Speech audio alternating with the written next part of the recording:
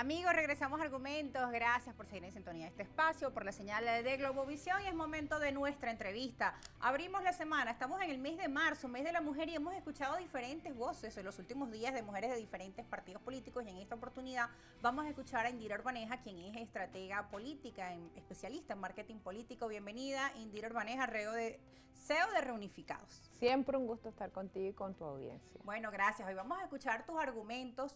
Evidentemente desde la semana pasada el tema político está en la palestra, sobre todo por justamente las estrategias que se deberían estar tomando dentro de la oposición, qué planes debería considerar el sector de la oposición que lidera María Corina Machado, la Plataforma Unitaria y otros partidos que conforman también la oposición y que también están pues realizando sus jugadas. Ya muchos han anunciado su inscripción en los próximos días. Tenemos un cronograma electoral ya publicado por el Consejo Nacional Electoral y a partir de ahí empiezan a tomarse decisiones. Y cada decisión entendemos que además genera pues otras, se mueve todo el tablero ahí del ajedrez político.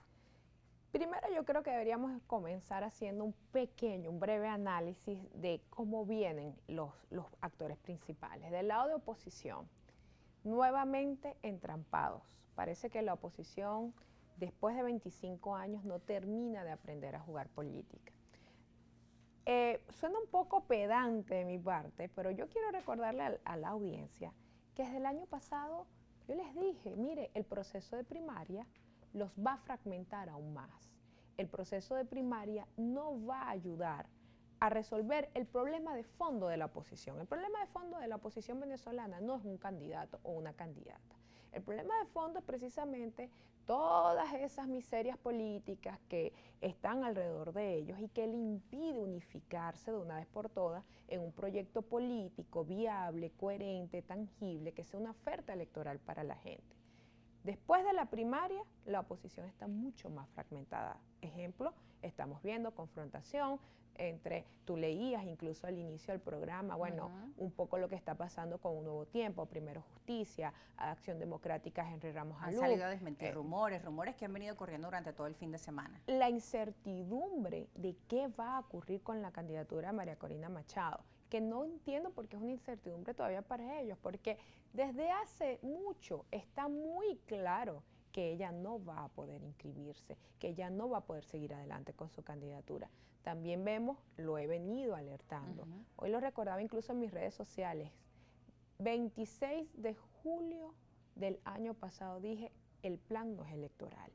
Y a escasos días de que inicie el proceso de inscripción de candidatos, a unos cuantos meses del 28 de julio, yo sigo creyendo que el sector que agrupa a una oposición que es extremista no es electoral. Porque si el plan fuese electoral, ¿por qué no han tenido la voluntad de unificarse, la voluntad de llegar a un consenso para tener una candidatura viable y que pueda competir y bueno, pueda hacer el contrapeso, un juego democrático a la candidatura del PSUV, que está más que evidente que va a ser la de Nicolás Maduro? Incluso diferentes sectores del grupo de María Corina, unas declaraciones decían, no, nuestro plan es hasta el final y más allá, o estar en las calles y que la comunidad internacional y la población nos acompañe, si no es ella habilitada, cuando ya pues hemos tenido claro desde el TCJ que está inhabilitada y sabíamos que este cronograma electoral y que el CNE pues también confirmaría lo mismo. ¿Cuánto pues le cuesta a la oposición reunirse para tomar una decisión y pensar en quién pueda suplir a María Corina Machado o ser representante de María Corina Machado, como hemos visto en otros países cuando el candidato está inhabilitado? ¿Por qué les cuesta tanto despersonalizar y pues quizá llevar una propuesta, ¿no? Otro nombre. A la oposición venezolana, a un sector de la oposición venezolana le cuesta unificarse por una sencilla razón, porque todos tienen un proyecto personal, todos están cuidando sus parcelas, ellos no piensan realmente en el país. Bueno, también tendríamos que recordar, si ellos pensaran en el país, no hubiesen apostado a la asfixia del pueblo venezolano como un mecanismo para llegar a Miraflores, porque tenemos que recordar que esa misma oposición que no participó en la discusión del cronograma electoral, que hoy mantiene una candidatura a trocha y mocha hasta el final, sabiendo que no se va a poder inscribir.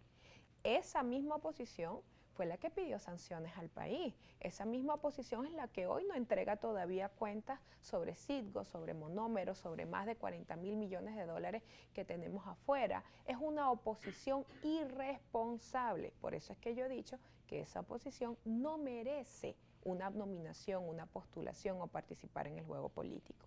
Ahora hablemos de algo interesante que hoy lo analizaba en otra entrevista. Ese pedacito de oposición que no participó en la discusión del cronograma y que hoy coloca 3 cartas sobre la mesa. ¿Cuáles son las cartas de ese sector?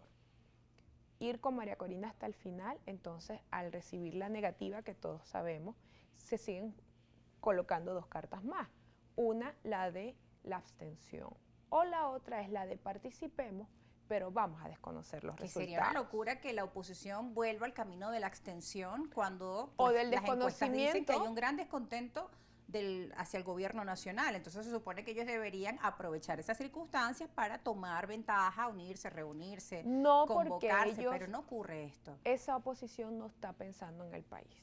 Esa oposición sigue pensando es en su reacomodo político. Y es un sector además egoísta, es el sector que te plantea, si no soy yo, no hay cambio. Y ese sector lo que representa es el 3%, porque el 97% de la oposición, de los gremios, de la sociedad civil, que apuesta a la vía electoral, fue la que se reunió en la Asamblea Nacional, fue la que suscribió el cronograma, la propuesta de cronograma electoral, es la que ha venido reuniéndose, no en las mesas oficiales, pero es la que ha venido manteniendo un diálogo sostenido con el gobierno, y es lo que ha evitado aquí la confrontación política. Bueno, Indira, tenemos que ir a un corte, pero también quedan más preguntas, porque por otro lado también se habla que la plataforma unitaria ya habría llegado a un consenso y que Manuel Rosales es su candidato. Ayer Nuevo Tiempo publicó un comunicado.